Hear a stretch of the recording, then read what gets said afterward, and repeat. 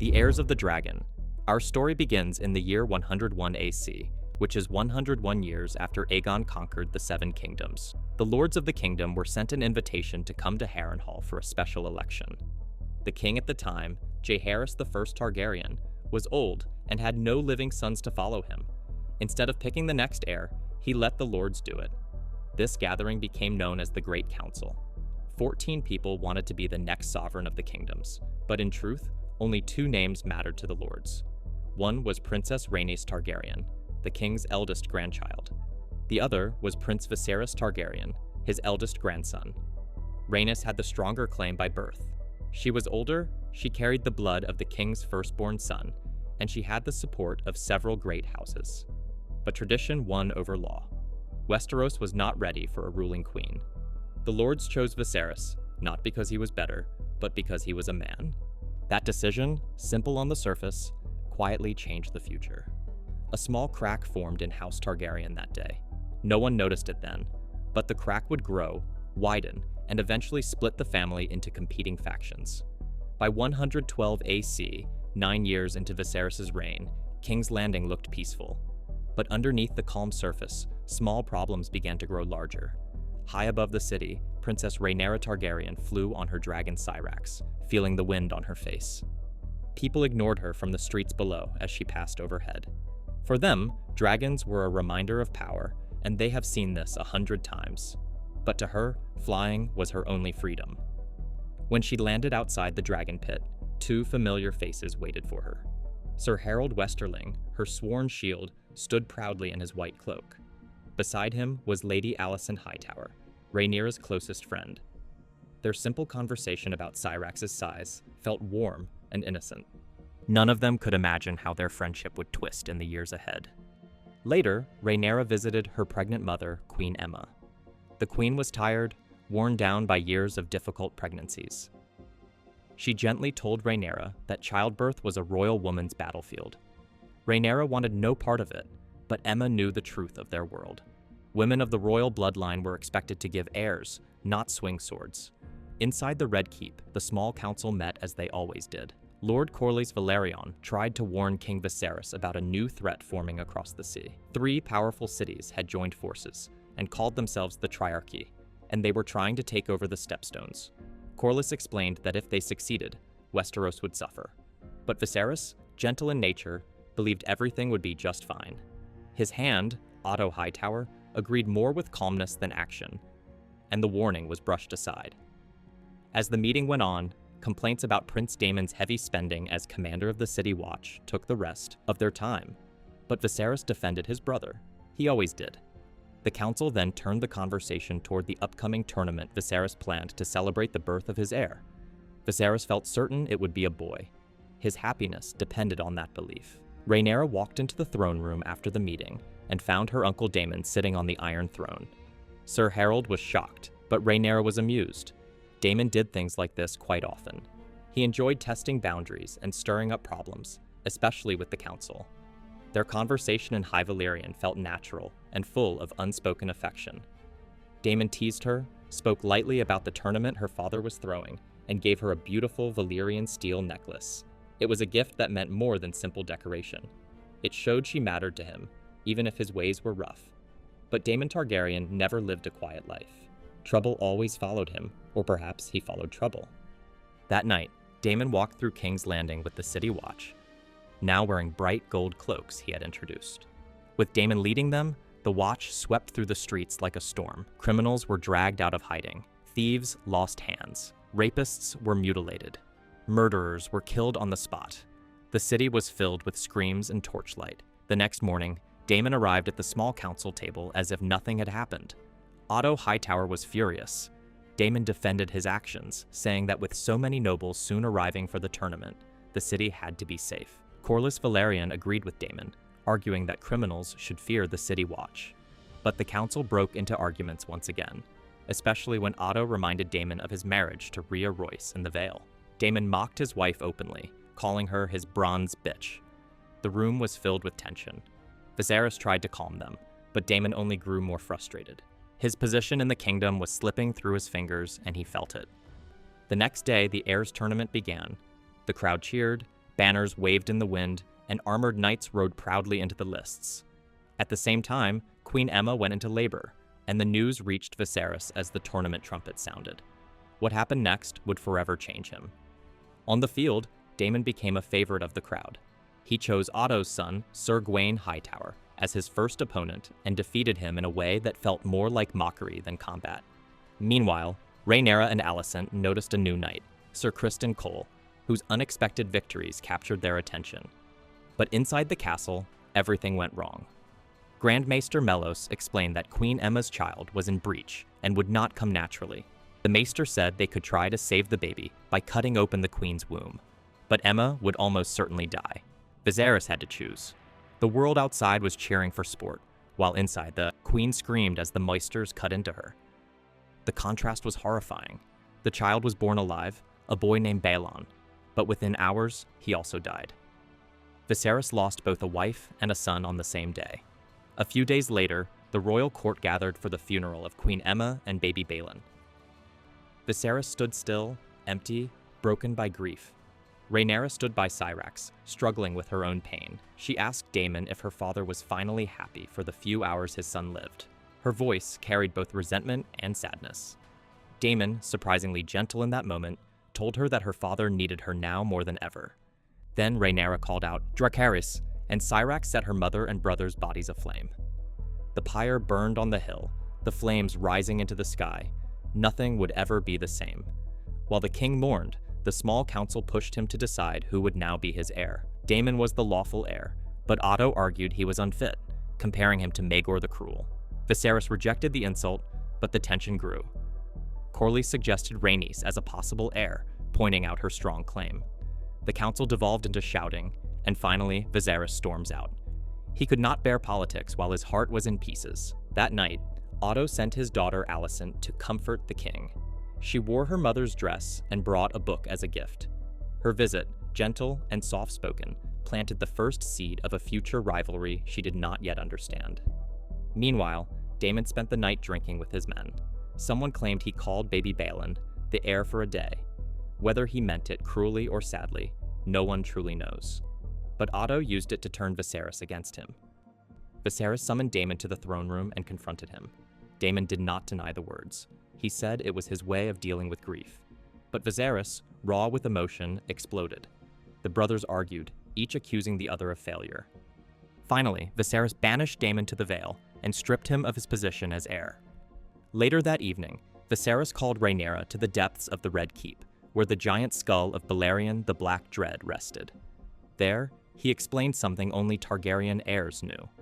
Aegon the Conqueror had a dream, a prophecy about a winter that would cover the world in darkness. He believed the Targaryens needed to rule so they could unite mankind when that darkness came. Viserys told Rhaenyra that he now saw she was meant to follow him. He named her his heir. Soon after, the great nobles of Westeros gathered and swore loyalty to her. While Rhaenyra stood in the dragon pit receiving their oaths, Daemon left the city with his dragon Caraxes and mistress, already heading toward his next adventure, the Rogue Prince. On a lonely, sandy strip of land in the Stepstones, the sea moves in and out with slow, relentless patience. Here, Kragas Drahar, the man known as the Crab Feeder, rules with fear. He is the Prince Admiral of the Triarchies. Pirate Navy, and his message to the world is simple: no mercy. Along the wet sand, captured sailors from Westeros are nailed to thick wooden posts. Their bodies are left alive but helpless. As the tide rises, the water slowly drowns some. Others are left to screams that fade as crabs crawl over them, drawn by blood and rotting flesh. These sailors were only trying to cross the narrow sea. Their ships were caught by the Triarchy fleet that now controls the Stepstones. The Crab Feeder's cruelty is not random. It is a clear warning to all of Westeros. These waters no longer belong to them. Trade routes are smashed, fleets are attacked. Fear spreads across the seas. Far from this bloody shore, kings and lords will soon argue about what to do about it. But out here, the answer is already written in suffering. The Stepstones have become a graveyard, and the war has begun without speeches, banners, or formal words. In the Red Keep at King's Landing, the small council gathers in the Tower of the Hand. The mood is heavy. Sir Ryam Redwine, the Lord Commander of the Kingsguard, has recently died. His white cloak now hangs empty, and the council must choose a replacement. But before the topic can settle, Lord Corlys Velaryon storms into the chamber like a crashing wave. Corlys is furious. His voice shakes the room as he tells the council that the Triarchy has sunk 4 Westerosi ships. One of them was from his own personal fleet. Trade is being strangled. Sailors are dying. He demands action. He wants the king to send the royal fleet to clear the Stepstones at once. Sir Otto Hightower and Lord Lyman Beesbury push back. They warn that the free cities are funding the Triarchy, and a direct attack could grow into a larger war. King Viserys tries to calm the room. He explains that he has sent envoys to Pentos and Volantis, enemies of the Triarchy, hoping to build an alliance instead of rushing to battle. But Corlys is not satisfied.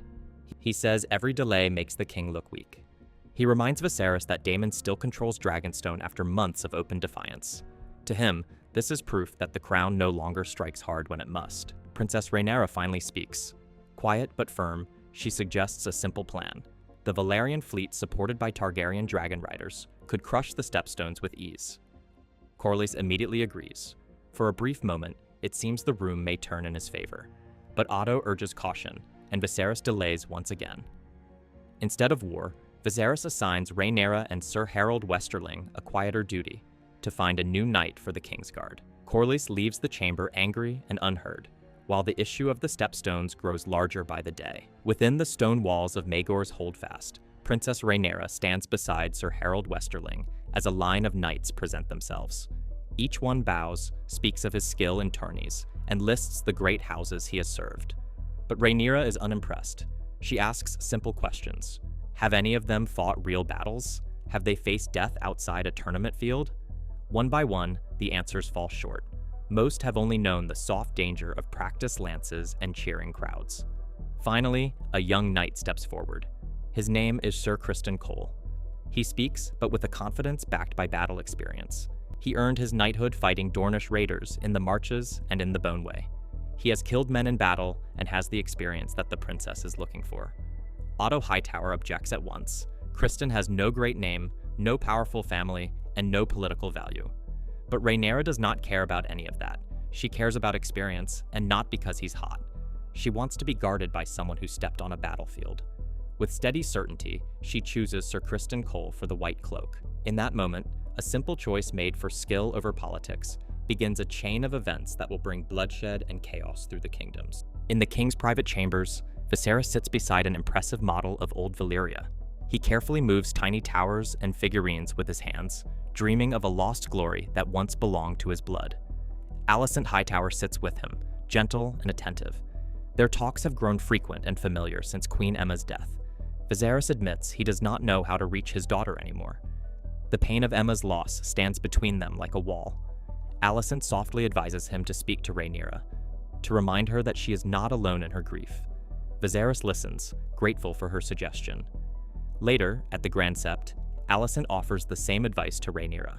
She gently encourages her to reconnect with her father. Yet Alicent hides her own secret, the growing closeness between her and the king. She fears Rhaenyra's reaction if she knew the truth. In the gardens of the Red Keep, tranquility exists. Birds sing, trees whisper. Beneath it all, politics move like snakes in tall grass. King Viserys walks with Lord Corlys Velaryon and Princess Rhaenys. Apologies are offered for harsh words spoken in the small council. Each man speaks politely, but neither truly sways to the words. Corlys soon speaks of the true reason for the meeting. He offers to marry his young daughter Laena to the king. Dragons will unite with the greatest fleet the world has ever known. The Stepstones will fear the Iron Throne again. The realm will see strength, not hesitation. Viserys is shaken. Aemma is barely in the ground. Yet Rhaenys reminds him that kings do not rule with hearts alone. The realm demands heirs. Stability comes from sons. Grand Maester Mellos later adds that this union would heal the old wound left by the Great Council of Harrenhal. Otto also agrees to the match. All eyes turn to the king. Viserys agrees only to meet Laena and speak with her. His consent is heavy and uncertain. From a high balcony, Rhaenyra and Rhaenys watch as Viserys walks through the courtyard with young Laena Velaryon. Laena is bright, curious, and bold for her age. She speaks eagerly of dragons, of legends, of the great Balerion, the Black Dread. She asks where Vhagar now flies. Her thoughts are filled with fire and sky, not marriage. Viserys listens kindly, but every step beside the girl feels wrong. The gap between age and duty weighs on him. He's very uncomfortable. Rhaenys turns to Rhaenyra and speaks the truth without soft words.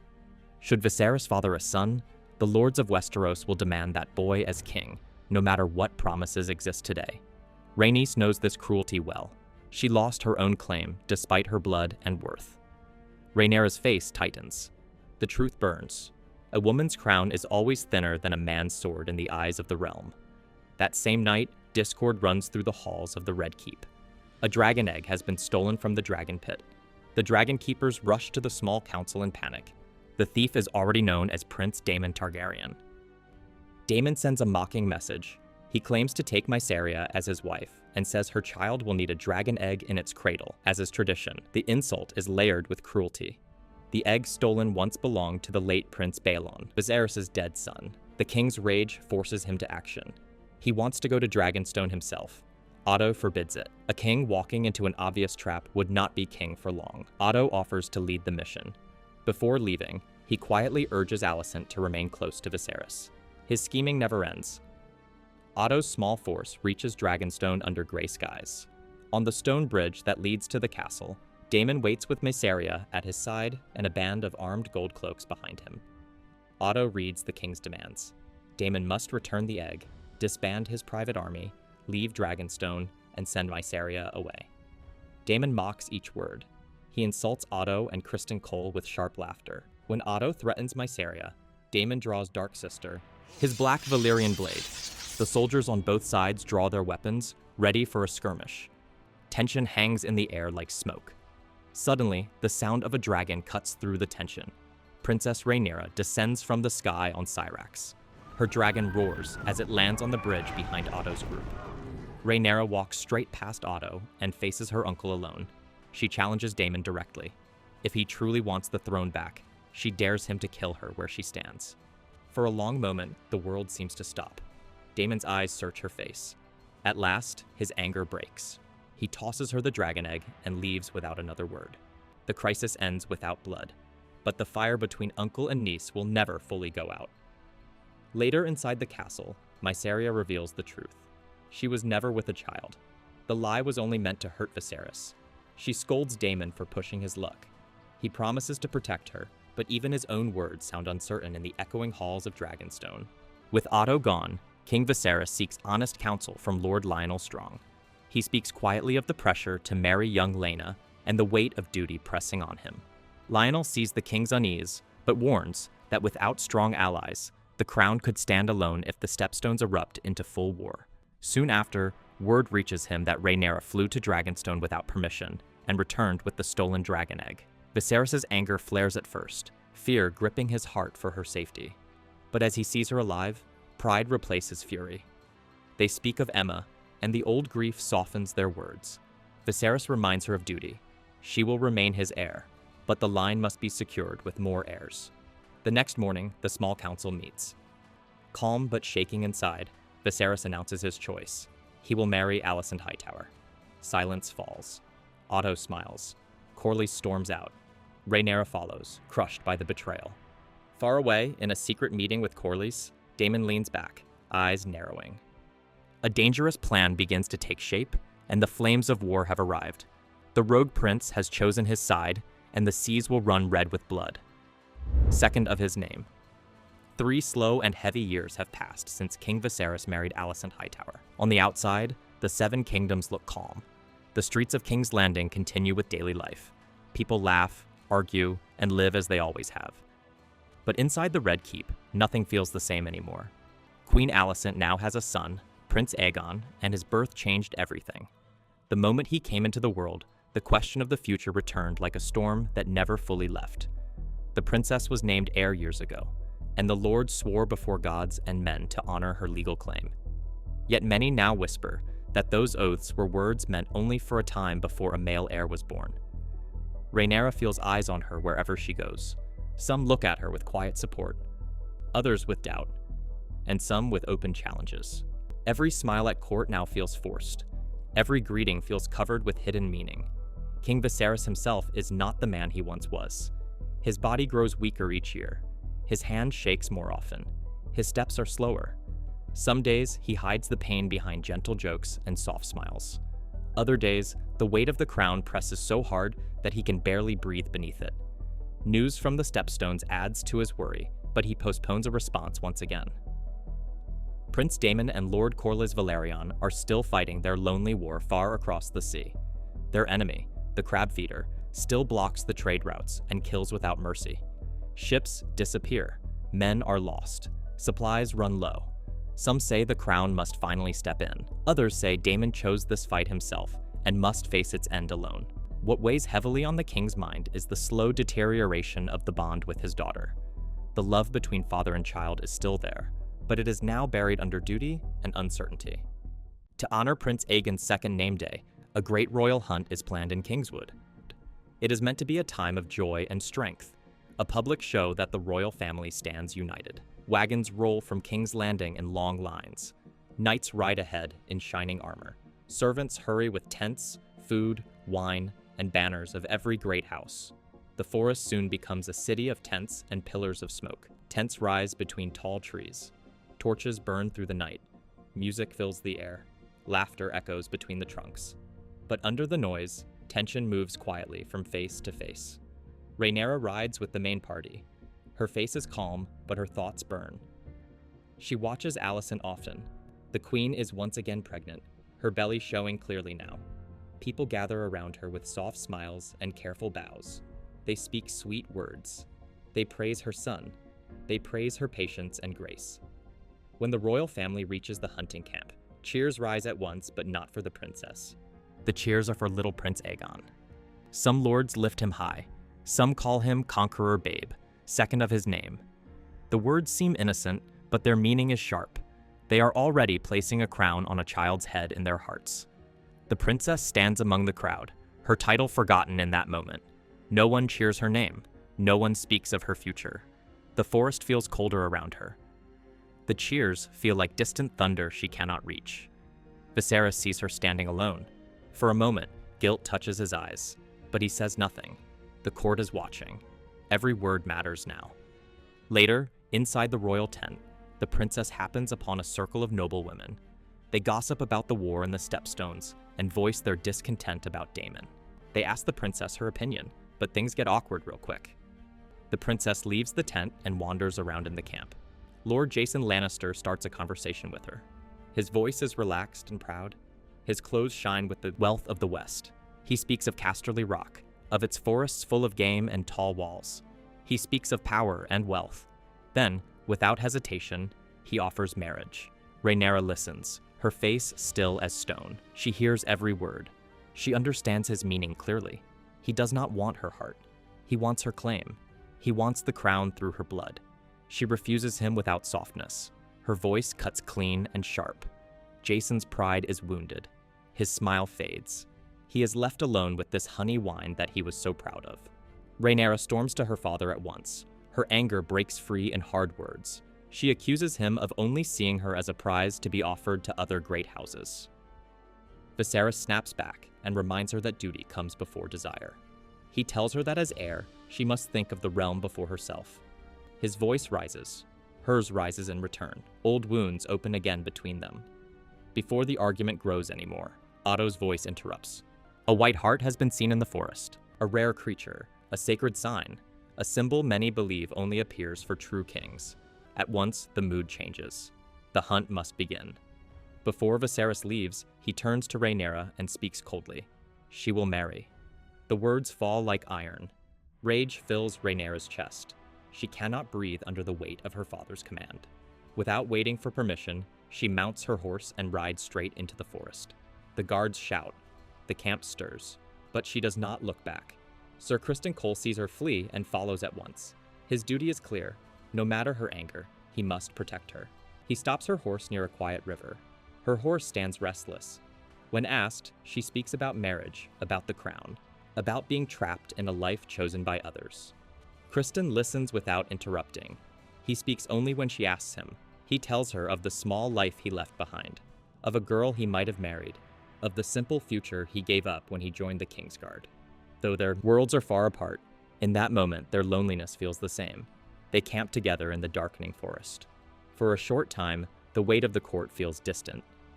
Then, from the trees, a wild boar bursts forward without warning. It crashes into Kriston and turns on Rhaenyra. The fight is sudden and brutal. Steel flashes. The boar screams. Rhaenyra strikes again and again until the beast falls at her feet. Blood covers her clothes and her hands. Her chest rises and falls in heavy breaths. The danger passes, but the fear remains in her shaking limbs. Together, they drag the dead animal away. Back at the hunting camp, Viserys drinks heavily as the night deepens. The White Hart has not been found. The hunt has become a failure in his eyes. Jason Lannister speaks carelessly of Aegon's future and of Rhaenyra's fading claim. Viserys replies in controlled anger and sends him away in shame. Otto suggests a dark idea to marry Rhaenyra to Aegon one day, to unite both claims. Viserys laughs bitterly. The thought feels cruel, even to him. Later, Lord Lionel walks up to the king under torchlight. The sounds of the camp fade around them. Lionel offers his own opinion of the royal betrothal. He only suggests that if the realm must stand strong, healing old wounds may be the best path. He speaks of Laenor Velaryon. The name settles quietly in Viserys' mind like a seed planted in the dark. That night, in front of a bonfire, Viserys confesses his doubts to Alicent, that maybe he made a mistake by marrying her. She listens in silence. Her face shows care, but fear grows quietly behind her eyes. At dawn, the hunters return with a great crowned stag instead of the White Hart. The crowd gathers to watch the king strike it down. Viserys lifts the spear, but his arms are weak. He must strike twice before the animal finally falls. The people cheer, but the moment feels empty. It is not the sign they hoped for. Far from the crowd, deep in the forest, Rhaenyra and Kriston come face to face with the true White Hart. It stands calm and silent among the trees, glowing in the early light. For a long moment, Rhaenyra simply stares at it. Her hand does not rise. She does not strike. The creature turns and walks away untouched. Two signs, one forced, one freely given. When Rhaenyra returns to camp with the dead boar tied across her horse, covered in blood and dirt, the crowd stares in stunned silence. She looks like a warrior, not a helpless princess. Back in King's Landing, Otto presses Alicent with growing fear. He warns her that if Rhaenyra takes the throne, the country will fall into civil war. He speaks of old laws and traditions. His quiet persuasiveness begins to take root in her heart. When Viserys meets Rhaenyra again, his voice is calmer. He tells her he has decided to send aid to Daemon at last. Pride will no longer stand in his way. Then he offers her something rare. She may choose her own husband. The words strike Rhaenyra like sudden light after long darkness. It is not full freedom, but it is more than she ever expected. She leaves the chamber in near silence, knowing her next choice will shape not only her life, but the fate of the entire realm. In the Stepstones, the war reaches its breaking point. Kragas Drahar, the crab feeder, continues with this hit-and-run tactics. These tactics are so effective that even two dragons cannot overcome them. Prisoners are nailed to posts along the shore. Mutiny starts to spread through Daemon's camp. Daemon's army is restless. When news of help finally arrives from the crown, he feels insulted and viciously assaults the messenger. Great guy right there. All those present are stunned but reluctantly continue to follow Daemon. He marches alone under a white flag as bait. Arrows fly toward him as chaos erupts. At the last moment, Laenor arrives on Dragonback. Fire rains from the sky. The battle is fierce, and Daemon is wounded by an arrow. Daemon walks alone into the caves where the crab feeder hides. When he returns, he drags half of Kragas' body behind him. The war is over, and Daemon has won. By winning, Daemon has gained valuable political capital, and he can finally start getting what he wants. King of the Narrow Sea. Rhaenyra Targaryen's long marriage tour finally reaches Storm's End, the powerful home of House Baratheon. She has spent many months traveling from one lord's castle to another, listening to suitors who wanted to marry her. By the time she arrives at Storm's End, she is tired in body and spirit. Lord Bormund Baratheon welcomes her with respect and gives her the place of honor on his own throne. One by one, suitors from across the realm come forward. Some are too old, others far too young. Many come from houses with little influence. Rhaenyra listens, but she is rude and disrespectful. She insults every suitor that speaks. The hall grows tense when a boy steps forward. It's Willem Blackwood of House Blackwood who starts to propose to the princess. The boy is insulted by Gerald Bracken of House Bracken. Their houses have hated each other since the beginning of time. When Willem begins to speak proudly of his family, Gerald interrupts him with mockery and insults. The argument gets out of hand fast. Lord Baratheon tries to calm them, but their anger is off the charts. Rhaenyra decides she has heard enough and announces she will leave. As she turns away, the two young rivals begin a violent fight. Swords clash. In a sudden moment, Willem Blackwood kills Gerald Bracken. The hall falls silent. Willem stands shocked at what he has done. Rhaenyra stops in her tracks. She looks back stunned by what happened. She leaves at once, ending her marriage tour. Rhaenyra sails back to King's Landing, standing with Criston at the side of the ship. She stares into the cold wind, knowing her father will ask why she returned without choosing a husband. The sea is quiet, and her thoughts are many. Then a deep roar shakes the air. A dark shape moves across the sky. Caraxes, the bloodworm, flies close by the ship. His long red body twists in the wind, and his wings make the ship tremble and throw everyone off their feet. Riding on Caraxes is Daemon Targaryen, her uncle. He has been fighting in the Stepstones for years, and recently defeated the Crab Feeder. His unexpected return means trouble, because Daemon never returns without causing discord in the court. Rhaenyra watches amused as Daemon and Caraxes fly toward the Red Keep. She knows that whatever peace her father has found will now be disturbed. Inside the Red Keep, King Viserys prepares to meet his brother. The throne room fills with nobles who whisper quietly as Daemon enters with his new haircut. He carries the Crab Feeder's warhammer and wears a rough crown made of driftwood. His soldiers in the Stepstones had named him King of the Narrow Sea. Daemon walks forward slowly, then kneels before Viserys. He removes the crown and offers it to the true king. The moment is tense, as everyone waits to see how Viserys will react. Finally, Viserys steps down from the Iron Throne, lifts Daemon back to his feet, and embraces him. The court breaks into applause. As of that moment, the brothers have reconciled. But not everyone is pleased. Otto Hightower, the Hand of the King, watches Daemon closely. He knows Daemon's return will diminish his position. He understands that any shift in Daemon's favor threatens his own influence. That night, Viserys hosts a grand feast to celebrate Daemon's return. Music echoes across the hall. Servants pour wine. The king laughs freely, enjoying his brother's company. For the first time in a long while, Viserys seems truly relaxed. Queen Alicent approaches Daemon politely and tells him about the new tapestries she has helped commission for the Red Keep. Daemon shows no real interest in them, making their exchange uncomfortable. Rhaenyra watches the moment quietly. Later, Alicent and Rhaenyra meet privately. There, friendship has been ruined since Alicent married Viserys, but the talk is honest. Alicent asks about the marriage tour. Rhaenyra explains how tiring it was, and how she felt humiliated by the endless line of unsuitable suitors. Alicent listens intently, but there is still distance between them. Both women understand the roles they are forced to play. Rhaenyra finds Daemon in the Godswood under the weirwood tree. The leaves rustle softly as they speak in High Valyrian. Daemon tells her that marriage in their family is a duty of blood and politics. Love has little to do with it. Rhaenyra listens, troubled. She confesses her fear of childbirth, remembering how her mother died suffering in labor. Daemon's tone becomes serious. He tells her that a Targaryen woman's life is shaped by duty, not freedom. Their conversation is filled with unspoken meaning.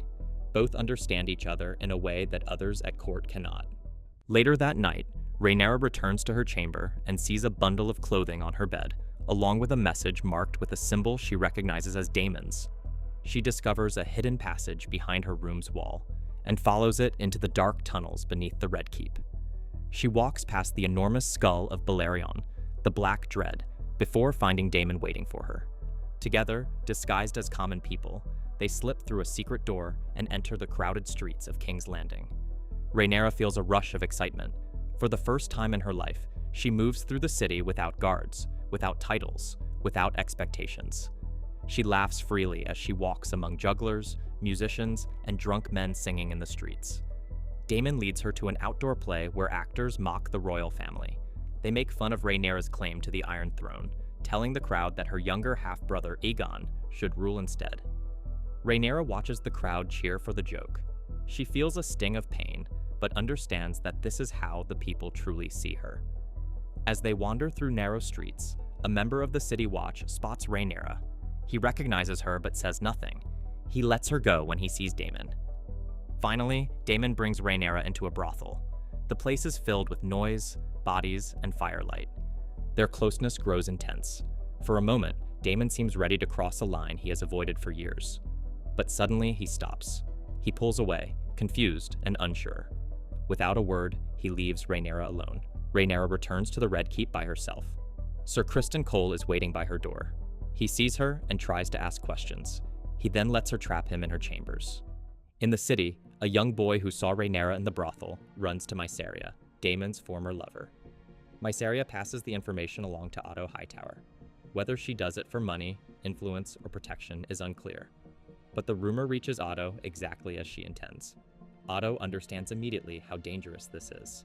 A story about Rhaenyra and Daemon could destroy her reputation and change the future of the throne. He goes to Viserys early the next morning and tells him what the boy claimed to see. Viserys reacts with anger. He accuses Otto of trying to weaken Rhaenyra and push Aegon forward as heir. Otto insists he is simply reporting what was seen. Later, Alicent confronts Rhaenyra privately.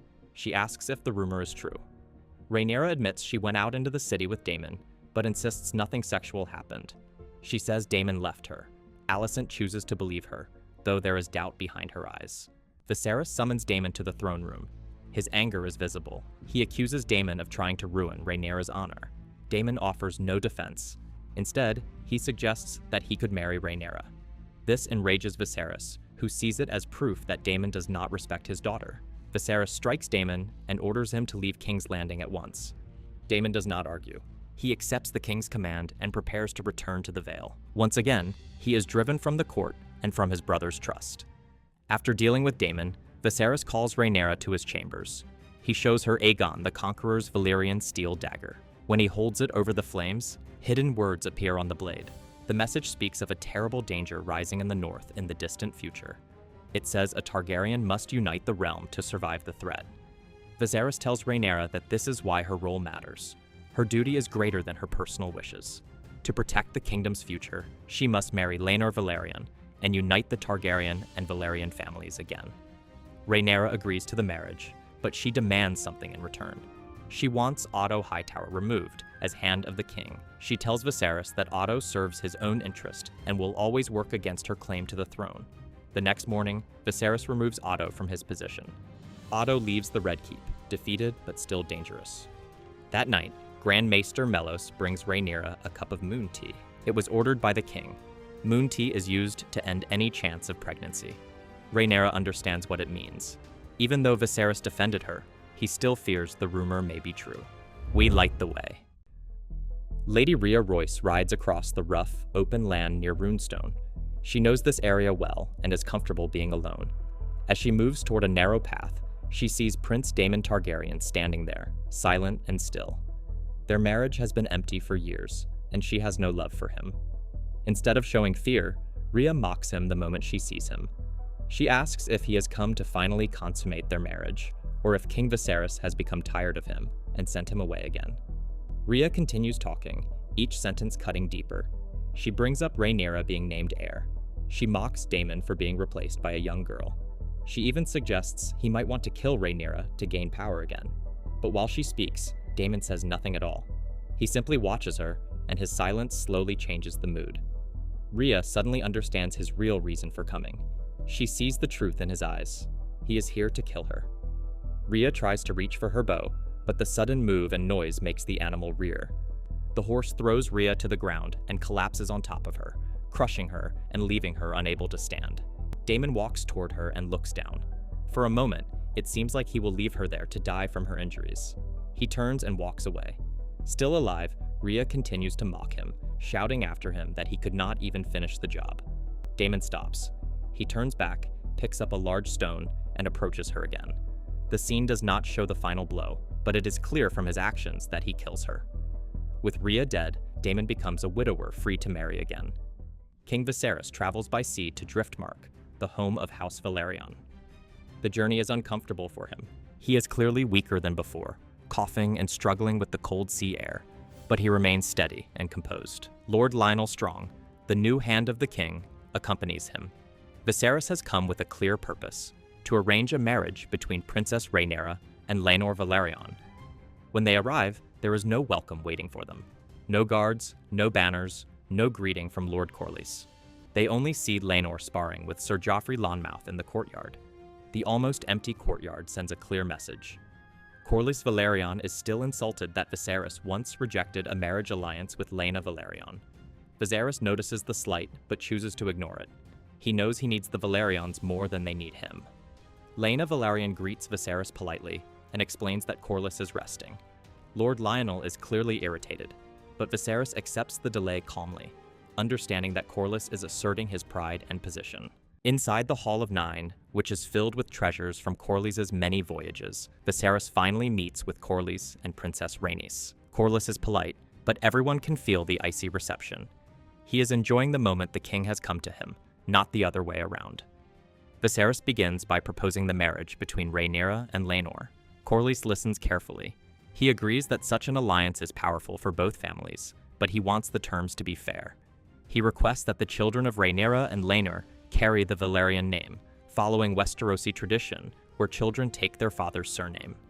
Viserys cannot accept this. A future ruler of the Seven Kingdoms must carry the Targaryen name. Ending the Targaryen line by name is unthinkable. After a moment of silence, Viserys suggests a compromise. Their children may be named Velaryon, but when one of them takes the Iron Throne, the royal family name will return to Targaryen. Corlys considers this carefully and calls it equitable. Rhaenys, watching Viserys closely, notices how sick he truly is. His missing fingers, weak posture, and heavy breathing reveal far more than he admits. The marriage terms are agreed. The future of both houses is set in motion. After the political agreement is settled, Rhaenyra and Laenor are encouraged to spend time together. They walk along the shoreline, speaking honestly. Both understand that this marriage is not built on love. Laenor cares deeply for Sir Joffrey Lonmouth, and Rhaenyra understands the expectations placed upon both of them. Rhaenyra speaks openly. She tells Laenor she knows who he is and has no desire to force him into a false life. She suggests that they marry for duty and alliance, and that in private, they dine as they see fit. There is no detailed plan spoken aloud about heirs, only an understanding that duty must be performed when required. Laenor accepts her offer with relief. Their agreement is pragmatic, respectful, and built on mutual understanding rather than romance. Back at the castle, Corlys and Rhaenys speak in the Hall of Nine, discussing the engagement. Corlys wonders if he went too far by making Viserys travel through a storm, but Rhaenys reminds him that the king made his own choice. She points out that it is strange to see a king traveling to plead for support from a vassal. She also worries deeply about Laenor's future safety. Rhaenys believes the lords of Westeros will not easily accept Rhaenyra as queen. If the realm rejects Rhaenyra, Laenor will also face the consequences. Corlys tries to brush aside her concerns. He believes the marriage could correct the injustice done to Rhaenys when the Great Council denied her claim. To him, this union is a righteous path for their family to ascend. Rhaenys does not share his confidence. She knows the dangers and understands the realm better than he does. Still, she relents, knowing the choice has already been made. Back in King's Landing, Sir Otto Hightower prepares to leave the Red Keep after he got fired as Hand of the King. Alicent runs after him from the courtyard, heartbroken. She believed Rhaenyra when she swore she was innocent, and she blames herself for not defending Otto. Otto warns her one last time. He tells her she is being naive. When Viserys dies, and Otto believes this will be sooner rather than later, Rhaenyra will have no choice but to eliminate Alicent's children, not out of cruelty, but out of political survival. Rhaenyra would have to consolidate her claim. She would have no other choice. Otto says that Alicent must choose, either protect her children or trust someone who cannot afford to be merciful. His words stay with her long after he leaves. Alicent goes to the Godswood to think, troubled by everything she has heard. There she meets Larys Strong, who speaks carefully and chooses his words with precision. He mentions the Grand Maester preparing tea for the princess, never stating its purpose outright. Alicent listens closely and reaches a conclusion on her own. Rhaenyra had not been honest with her. Later, Alicent summons Sir Criston Cole. She speaks in careful hints, referring only to rumors of the princess's behavior without naming Daemon.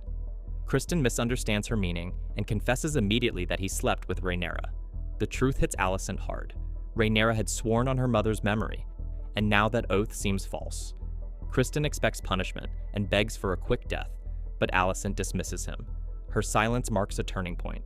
Trust has been replaced by doubt. The wedding celebrations begin in King's Landing.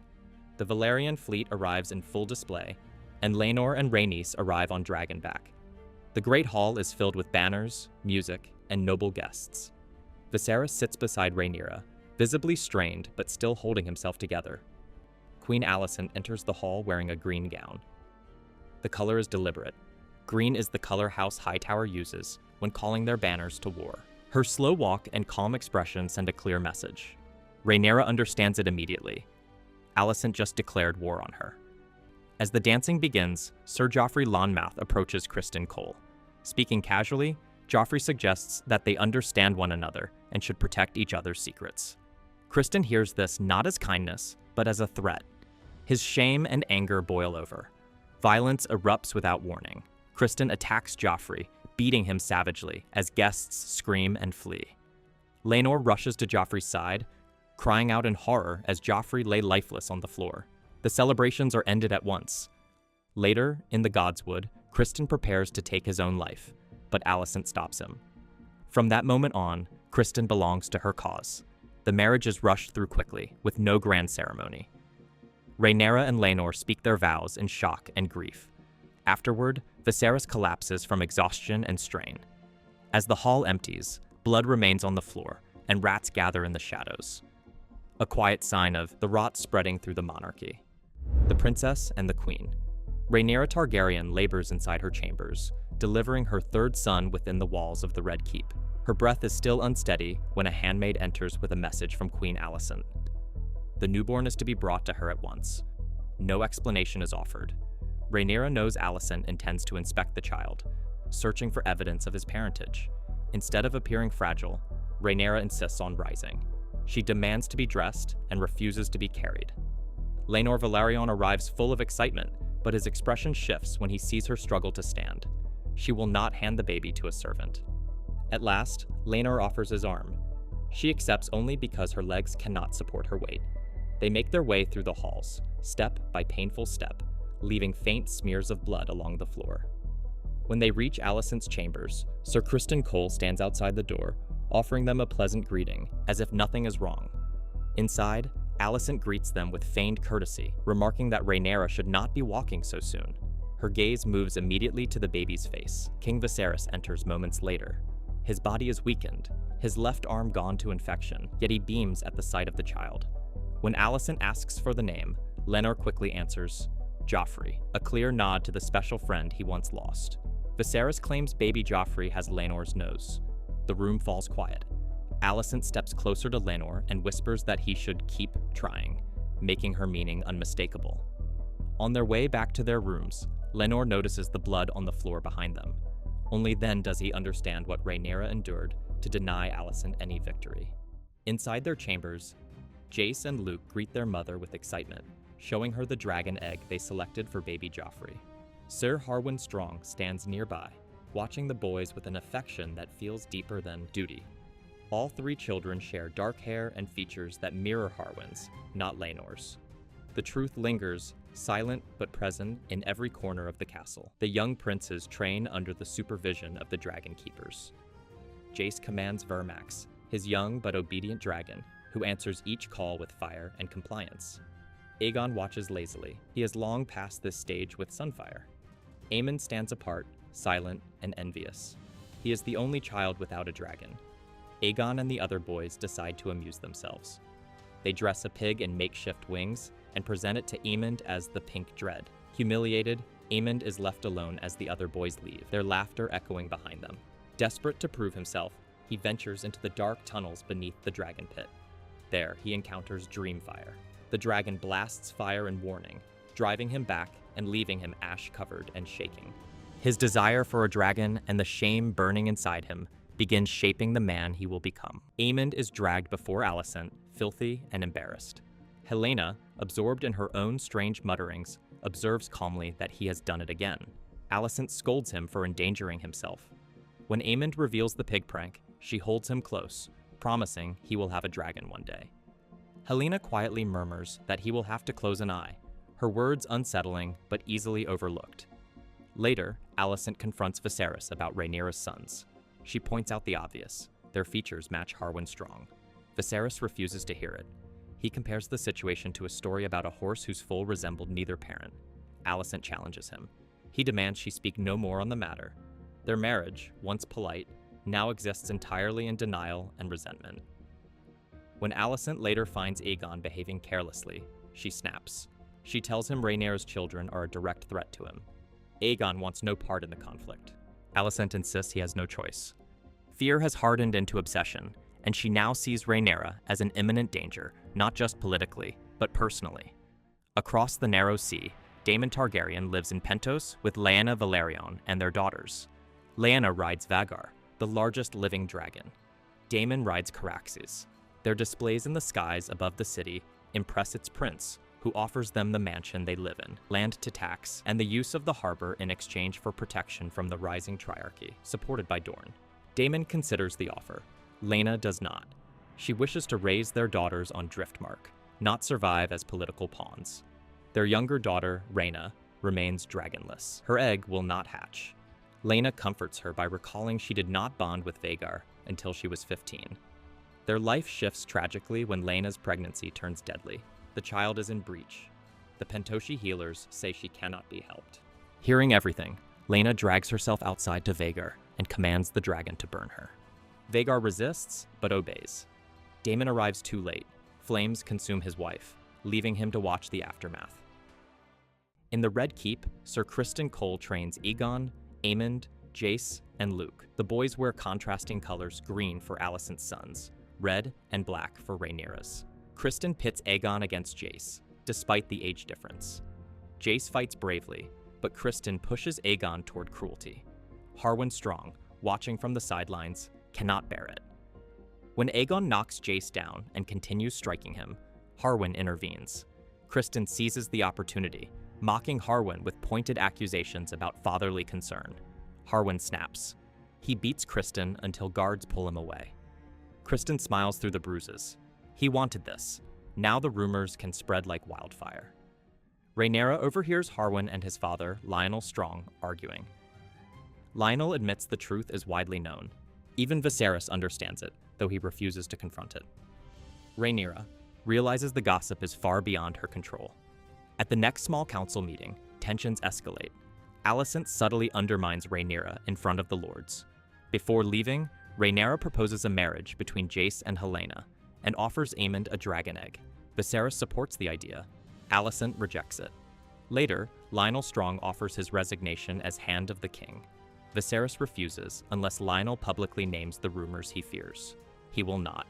Instead, he requests permission to escort Harwin back to Harrenhal. Viserys agrees reluctantly. Larys Strong listens closely to Alicent's frustrations. She has no allies. He interprets her words as permission, though she never asks for action.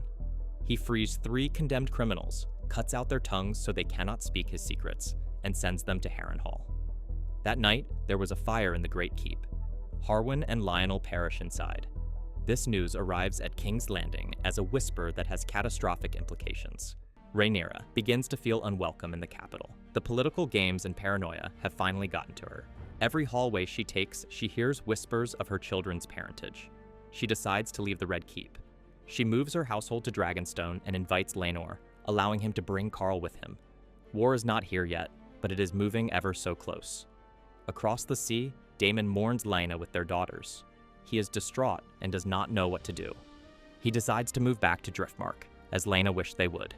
In the capital, Alicent learns from Larys what he has done. Horrified, she realizes he believes he acted on her behalf. Larys assures her he will expect repayment someday. 2 families now retreat to separate strongholds. 2 former friends now see each other as bitter political rivals. The peace of the past decade collapses by the opening salvo of a coming civil war. Driftmark. Lyanna Velaryon's funeral brings the entire royal family to Driftmark. The sky is gray, the wind is sharp, and the sound of waves hitting the rocks never stops. The coffin made of stone rests on a platform above the sea. Lyanna's loved ones stand together, but no one looks truly connected. Everyone is carrying their own grief, their own secrets, their own anger. Vaemond Velaryon gives the eulogy in High Valyrian. His words sound respectful on the surface, but the meaning behind them is pointed and bitter. He talks about the importance of pure Valerian blood and glances directly at Rhaenyra's children, who look nothing like Laenor or any Valerian ever born. His message is clear, and everyone hears it. Daemon, Laena's husband, stands at the edge of the group. He looks hollow and tired, but when Vaemon makes his little insult, Daemon quietly laughs. It is the only sound that breaks the tension. Moments later, Laena's stone coffin is pushed off the platform and drops into the water, sinking to rest beside the ancestors of House Valerian. The funeral ends, but the unease continues. After the funeral, the guests move to a courtyard overlooking the dark sea. No music plays. No one is smiling. People whisper or stare at the ground. The air feels heavy, like everyone is waiting for something to break. Rhaenyra and Alicent are forced back together in the same space after years of growing apart. Their children stand near them, but avoid each other. Jace and Luke, Rhaenyra's boys, understand more than people think. Jace knows Harwin Strong was his real father. Luke knows something is wrong, even if he doesn't have the full picture. Both boys feel out of place among the Valerians. Corlys speaks gently to Luke, telling him that one day he will inherit Driftmark. Luke becomes teary. He doesn't want titles. If he inherits Driftmark, it means that everyone is dead. He is crushed by this weight. Laenor, shattered by the loss of his sister, stands alone in the waves as if trying to reach her. Corlys orders Qarl to pull him out before he embarrasses himself further. Even grief becomes political here. Across the courtyard, Aegon drinks cup after cup of wine and makes the serving girls uncomfortable. Helena plays with a spider and mutters strange prophecies about green and black threads. Aemond watches everyone like he is studying a battlefield. No one talks directly. No one apologizes. No one dares to be honest. The whole gathering feels poisoned by the secrets everyone already knows, but refuses to say aloud. As night approaches, the tension becomes more visible. Viserys tries to speak kindly to Daemon. He still loves his brother, even after years of chaos.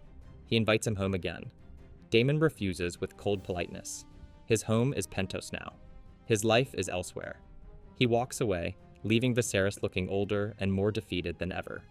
Ironically, the Hightower side quietly celebrates without showing it. Larys Strong has killed his own father and brother, giving Alicent back her power and inheriting Harrenhal for himself. Otto Hightower has returned as Hand of the King. Alicent tries to act disturbed by Larys's help, but the truth is simple. She now holds more influence than she has in years. Rhaenyra watches all of this and understands the danger forming around her family. Rhaenys and Corlys speak privately by the fire. Rhaenys blames the gods, blames fate, blames their ambition. Corlys insists legacy is everything. Names outlive blood. He says it calmly, but Rhaenys hears the truth behind it. He values the Valerian legacy more than the actual Valerians. The castle grows darker, and the walls seem to carry the weight of old grudges. Rhaenyra wanders to the beach later that night. The sea glows with moonlight. Daemon joins her. They stand together for the first time in 10 years, without anger or distance between them. Grief softens both of them. They talk honestly. She admits her marriage with Laenor was for duty. She also admits she had wanted Daemon years ago, but he left her. Daemon says he left because she was a child, and he didn't want to ruin her life. She tells him her life became a mess without him anyway. Both laugh bitterly. They confess their regrets, their mistakes, their loneliness. Rhaenyra says she envies that Daemon is allowed to mourn Laena openly, while she must pretend Harwin Strong meant nothing to her. Daemon listens without judging. Something old and familiar sparks between them. Rhaenyra tells him softly that she is no longer a child. She moves closer. The waves crash against the rocks as the two of them finally give in to the desire they had tried to ignore for years. They do the deed under the broken hull of an old boat, hidden in the shadows of the night. Driftmark holds many secrets, and now it holds one more. Not far away, young Aemond moves alone across the beach. He sees the giant shape of Vhagar sleeping in the dunes.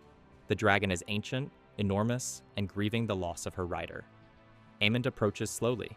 It is reckless, it is brave, it is foolish, and it changes everything. Vhagar opens her huge eyes. Smoke curls from her nostrils. Aemond does not run. He speaks to her in High Valyrian, trying to claim what others believe belongs to Laena's daughters. For a moment, it seems Vhagar will burn him alive. Then something shifts. Maybe she senses his blood. Maybe she senses his fearlessness. Maybe she simply chooses him. She lowers herself. Aemond climbs her saddle with shaking hands. When she takes flight, he screams not in fear, but in wild joy. The night sky shakes as the largest living dragon rises with a new rider. Aemond returns feeling like a different person, stronger, braver, unstoppable. But this victory will ignite a fire none of them can put out. Baela and Rhaena notice Vhagar is missing and rush to find her. They catch Aemond returning from his flight. Rhaena demands answers. Aemond mocks her, saying she should have claimed Vhagar sooner and that her dead mother no longer needs the dragon. The insult sparks a fight. Baela hits him. Jace and Luke join in. Aemond is stronger and grabs Luke by the throat, calling them bastards. In the struggle, sand blinds Aemond. Luke pulls a dagger and slashes his face. Aemond's scream echoes across the beach. When the Kingsguard arrives, his left eye is gone. Aemond has gained a dragon by closing an eye. Helena's prophecy came true after all. The families gather in the Hall of Nine. Everyone is tense and furious. Alicent demands justice for Aemond's lost eye. She wants one of Rhaenyra's sons to lose an eye in return. Viserys refuses. Criston refuses. But Alicent cannot let it go. She grabs Viserys' dagger and lunges at Luke. Rhaenyra blocks her, and years of anger explode between them. In the struggle, Alicent cuts Rhaenyra's arm. The hall falls silent. Aemond, no longer bleeding heavily, steps forward and says calmly, "Do not mourn me, mother. I lost an eye, but gained a dragon." With that, the court realizes things will never be the same again. Laenor returns to Rhaenyra, ashamed he could not protect her. He promises to be better, but Rhaenyra knows he cannot survive the storm ahead. She speaks with Daemon. They need each other, but they cannot marry unless Laenor dies. So they create another way. Daemon arranges a staged fight. A body is burned beyond recognition. Everyone believes Laenor is dead. Rhaenys collapses in grief. Corlys is broken, but Laenor lives. With his head shaved and his identity erased, he escapes across the sea with Qarl. Freed from the marriage, Rhaenyra and Daemon wed in a quiet Valyrian ceremony on the beach. Their new union marks the beginning of a darker future. The Lord of the Tides. 6 years have painfully drained since Lady Laena Valerian's funeral, and Driftmark feels quieter than ever before. In the Hall of Nine, Princess Rhaenys Targaryen listens to Maester Kelvin with her granddaughter Baela beside her. The news is bad. Lord Corlys Velaryon, who has spent years fighting to keep control of the Stepstones, has been badly wounded in an ambush. Rumors say the sea itself worked against him. His ship sails home, but the fever may take him before he ever reaches Driftmark again. Sir Vaemond Valerion stands nearby, watching closely. He sees Corlys's end as his chance to make his move. He openly claims that he should inherit Driftmark if Corlys dies, because the preferred heir, young Luke Valerian, is no true Valerian by blood. His words are controlled but dangerous, and Rhaenys warns him that King Viserys would take his tongue for such talk. But Vaemond is unmoved. He reminds her that Queen Alicent now guides the court in the king's place, and he believes she will support him. His confidence shows how sure he is of his intent. On Dragonstone, Prince Daemon climbs down the rocky path of the volcano. The air is hot and heavy, filled with rising steam. Hidden deep inside, he finds a clutch of 3 newly laid dragon eggs in Syrax's nest. He takes them carefully, carrying them down to the dragon keepers. Every egg is a priceless item, and Daemon treats them as such. These eggs will be much needed leverage for them in the upcoming clash for the throne. Inside the castle, Princess Rhaenyra watches Jace struggle with High Valyrian. The boy corrects himself again and again, frustrated that he cannot master the language of the Dragon Lords. Rhaenyra reminds him that he has time, and learning takes patience. Joffrey plays nearby, unaware of the danger swirling around his family. When Daemon returns, Rhaenyra sends the boys away. They speak of Baela's letter from Driftmark, and Rhaenyra's anger rises. She knows Vaemond will go to court to steal Luke's claim. Worse, she believes Alicent and Otto will support him, putting the Iron Throne itself at risk. Daemon insists that Rhaenys will not betray her, but Rhaenyra fears old wounds run deep. They decide to leave for King's Landing, because silence and inaction would see them lose everything. When Rhaenyra and Daemon return to the Red Keep with their children, they expect warmth, or at least respect. Instead, only Lord Caswell greets them, and the rest of the courtyard feels cold and empty. The castle itself no longer feels like a Targaryen home. Every hallway is filled with symbols of the faith of the Seven. and almost nothing shows the history of dragons or Valyria anymore. Rhaenyra walks through the place she once knew better than anyone, yet each step reminds her how much has changed without her. In Viserys' chambers, the shock is undeniable. The king looks nothing like the man she remembers. His body is thin, his face partly hidden by bandages, and his mind drifts in and out of consciousness. Daemon speaks of Corlys and the Stepstones, but Viserys barely responds, murmuring that it was all settled long ago. When the children cry at the sight of him, Viserys tries to apologize, but the pain cuts him short. Daemon lifts the king's cup and smells the strong milk of the poppy. He understands that Viserys is being kept numb while others rule for him. He looks at Rhaenyra and doesn't say anything. The silence between them implies they both know what is happening. While Viserys lies weak, the small council rules confidently in his place. Alicent sits in the king's seat and guides the room with a steady voice.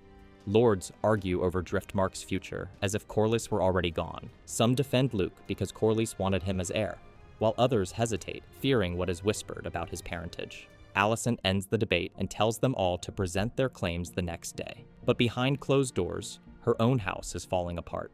A young servant named Diana is brought to her in tears, saying Aegon forced himself on her.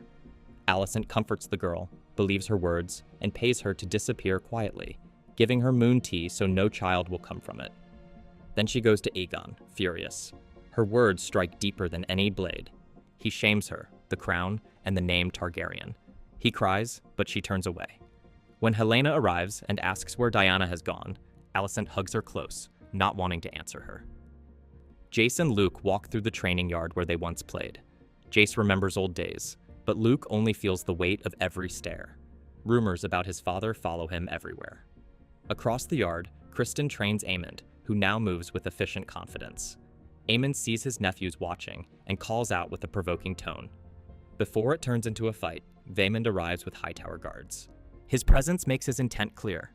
He believes Driftmark belongs to him, and he thinks the Greens will support him. Rhaenyra meets Rhaenys beneath the weirwood, trying to mend what time and grief have broken. She offers a future tied through marriage, Jace to Baela, Luke to Rhaena, hoping it will bring peace to both families. Rhaenys listens but gives no promise. She simply says, the Hightowers will strike Rhaenyra to her knees. The past continues to hurt. That night, Rhaenyra begs her father to defend her children, but Viserys is trapped under the influence of the milk of the poppy. He cannot grasp what she is saying. She leaves his bedside in tears, knowing she will stand and fight alone. Morning comes, and the throne room is filled. Otto stands in Viserys' place, waiting to judge Driftmark's fate. Vaemond speaks proudly, lifting his head high as he calls himself the rightful heir. His voice is strong, and many nod along. When Rhaenyra rises to speak for Luke, she barely begins before the doors open. The room falls silent. Viserys enters slowly, leaning on his cane. Every step is a strain.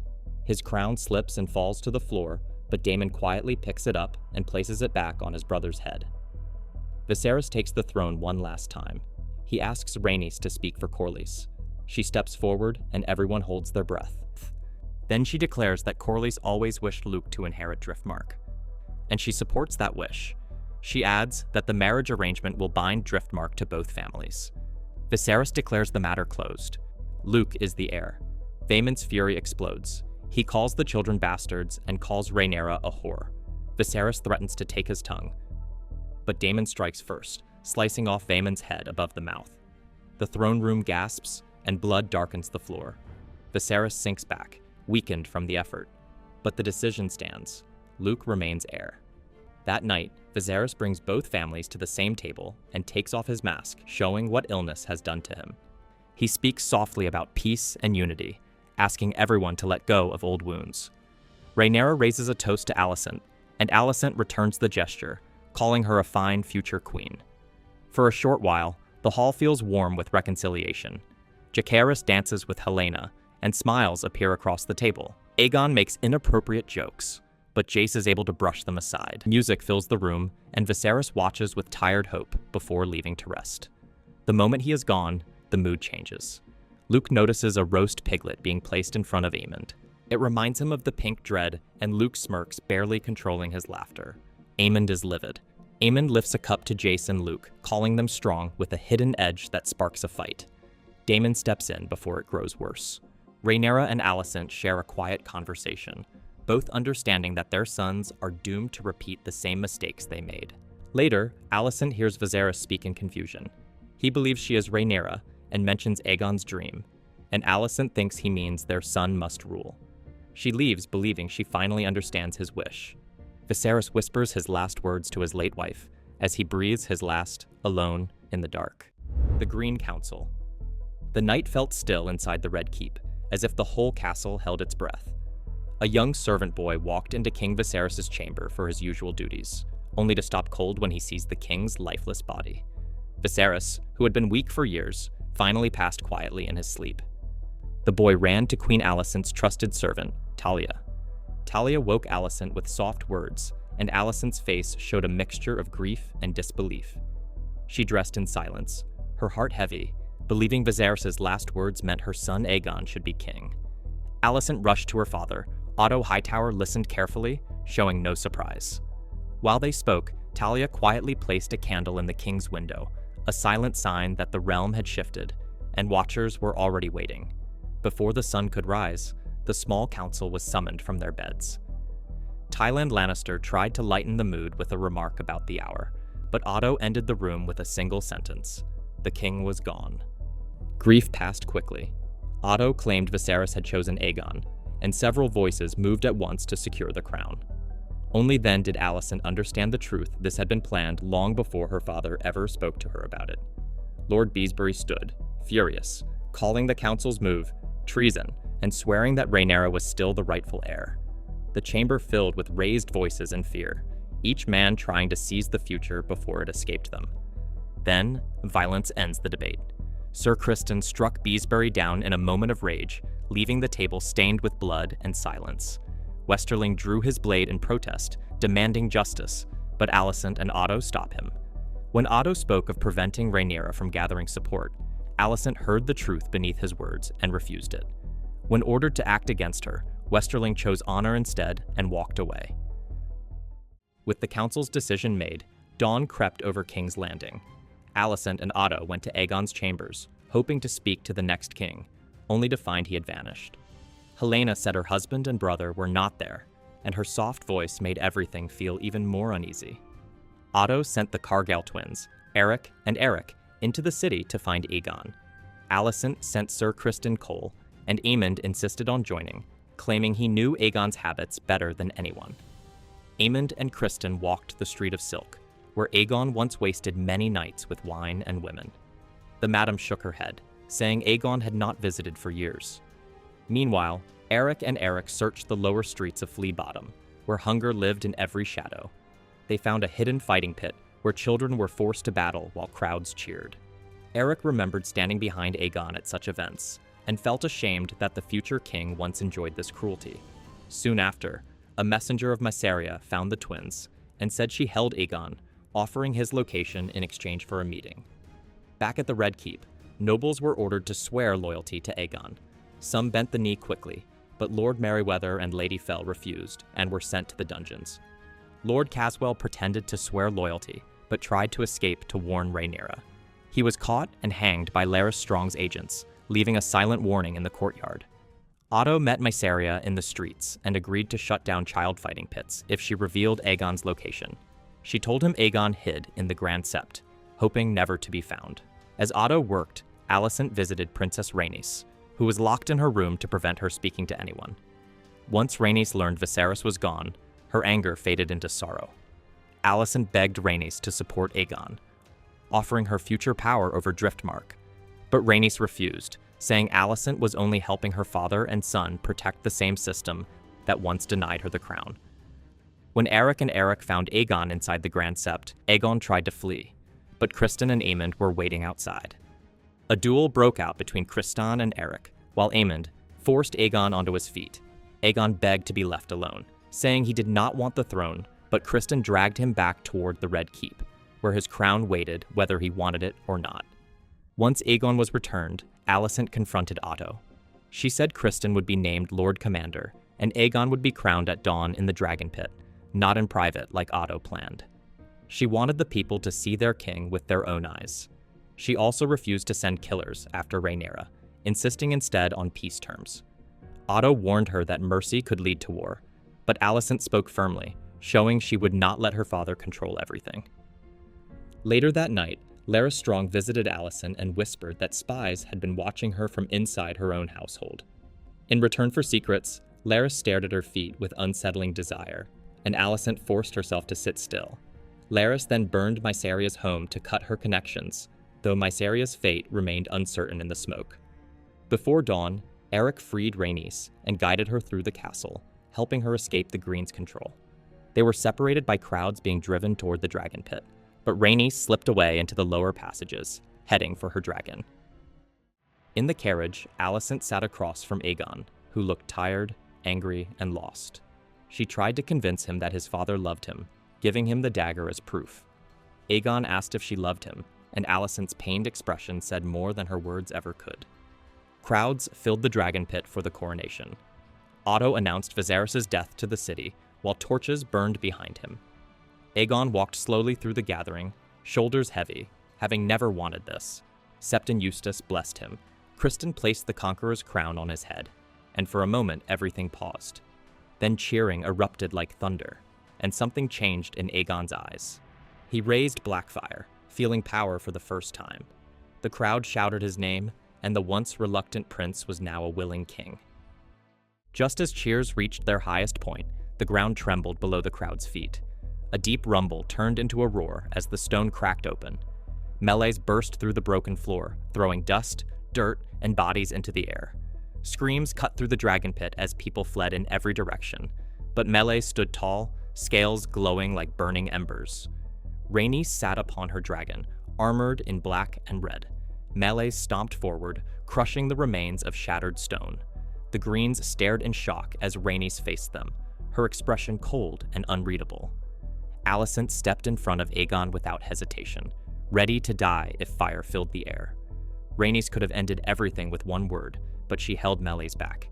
She stared at Alicent with quiet judgment, showing both mercy and warning. Then she guided Melees toward the closing doors, wings folding tight as the dragon squeezed through and burst into the sky, heading toward the sea and Dragonstone. Silence fell over the dragon pit once the dust settled, but that silence felt sharper than screams. Everyone knew what Rhaenys was about to do. She was flying straight to Rhaenyra with news that would start a war. Alicent looked shaken, knowing her refusal to kill Rhaenyra might soon cost thousands of lives. Otto stood stiffly, already shaping new strategies in his mind. Criston looked ready for battle. Aemon stared after Melees, his gaze hard, as if the fire inside him finally had purpose. The coronation was supposed to bring order, but instead brought discord. Hundreds of people died. The Green Council had wanted to control the realm first, consolidate, and offer Rhaenyra terms. But now their betrayal would reach Dragonstone, and they're not ready. The Black Queen. While the Greens are busy running around King's Landing crowning Aegon as king, Rhaenyra has no idea that her father passed. Rhaenyra, now heavily pregnant, enters the painted table room on the island of Dragonstone. The painted table is a priceless artifact from the Aegon, the Conqueror's time made completely out of weirwood. Stories say that he had commissioned this table before he conquered the Seven Kingdoms. The table is an intricate map of the kingdoms, and Luke touches Driftmark deep in thought. He tells his mother of his doubts.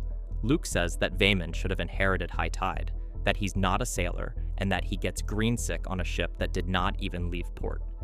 Rhaenyra reassures him by telling him she was also 4 and 10 when she was made heir. Just like her, Luke will rise to the occasion. She gives him a hug to comfort him.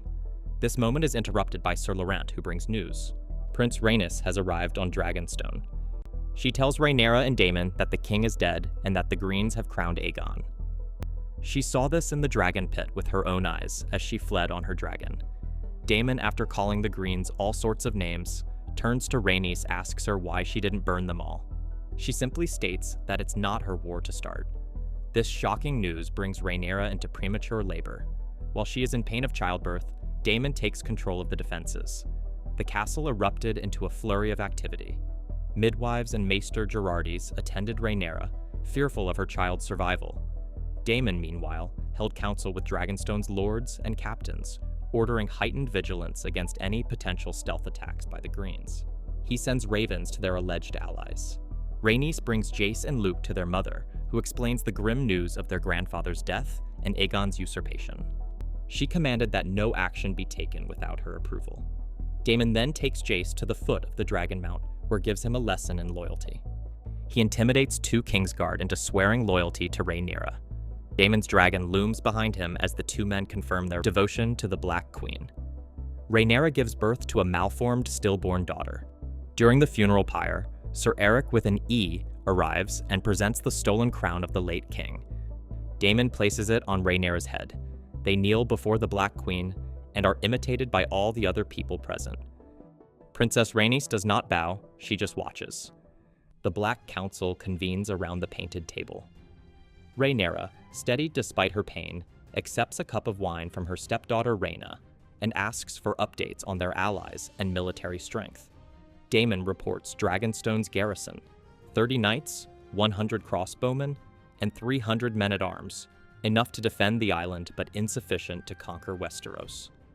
The loyalty of several houses had been secured, including Celtigar, Massey, Darklyn, Staunton, and Bar Emmon. Discussion turns to potential allies in the wider realm.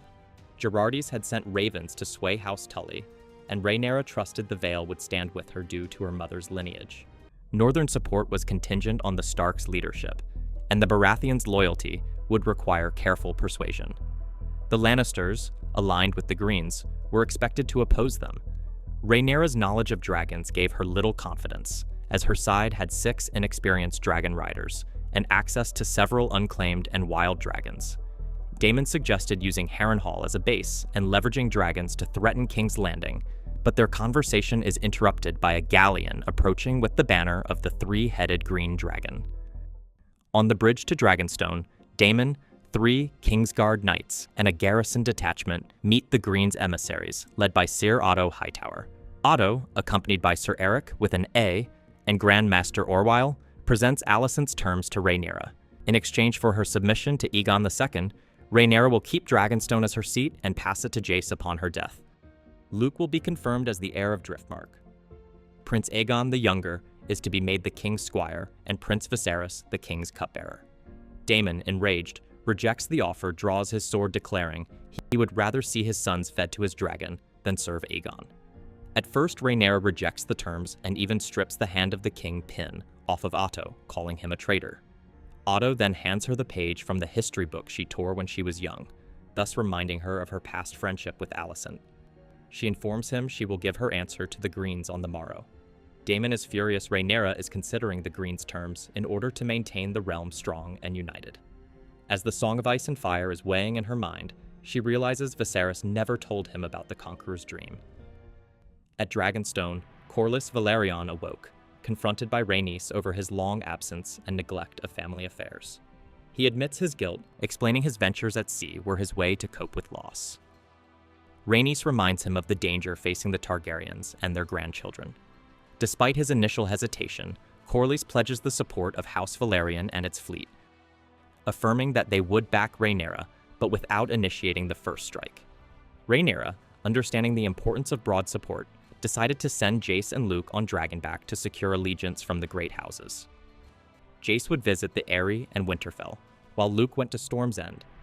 Rhaenyra instructed them to act as messengers only, swearing oaths on the Holy Book to avoid any battles or confrontations. Luke arrives at Storm's End during a violent thunderstorm, tasked with securing Lord Boros Baratheon's support. Inside the Great Hall, Aemond, Boros, and his daughters are waiting. The discussion quickly becomes tense when Boros demands to know which of his daughters Luke will marry. Luke reminds him of his engagement to Rhaena, rejecting marriage proposals and asserting Rhaenyra's authority. Diplomacy comes to an end when Prince Aemon Targaryen mocks Luke for past conflicts and tries to attack him, seeking revenge for his lost eye. Boros intervenes, forbidding combat under his roof, and ensuring Luke and Arax leave safely for Dragonstone. As the storm rages outside, Aemond and Vhagar pursue them in the sky. During the chase, Luke loses control of Arax, who bursts his flames towards Vhagar. The older she-dragon gets annoyed and crunches Arax and Luke despite Aemond ordering her not to. News of the event reach Dragonstone, and Daemon informs Rhaenyra of Luke's death. Rhaenyra is devastated, and the season ends.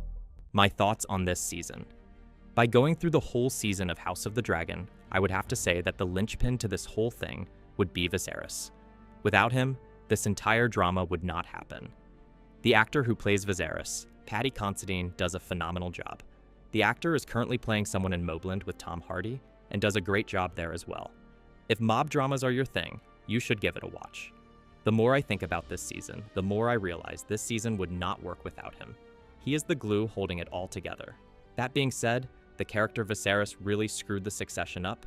He was the only one that could have prevented the civil war.